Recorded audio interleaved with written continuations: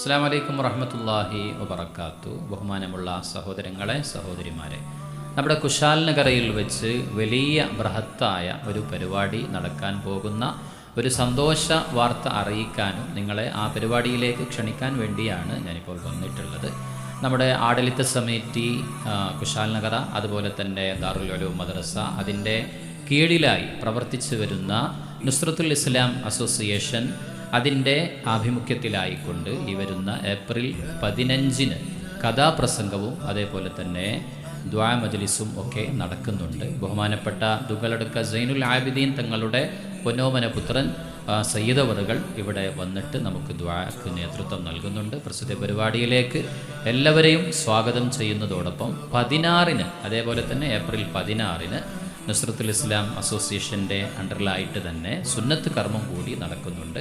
ആ ഒരു പരിപാടിയിലേക്കും ഹാർദവുമായിട്ട് എല്ലാവരെയും സ്വാഗതം ചെയ്യുന്നതോടൊപ്പം എല്ലാവരും സഹകരിക്കണമെന്നും സഹായിക്കണമെന്നും അഭ്യർത്ഥിക്കുകയാണ്. അസ്സലാമു അലൈക്കും.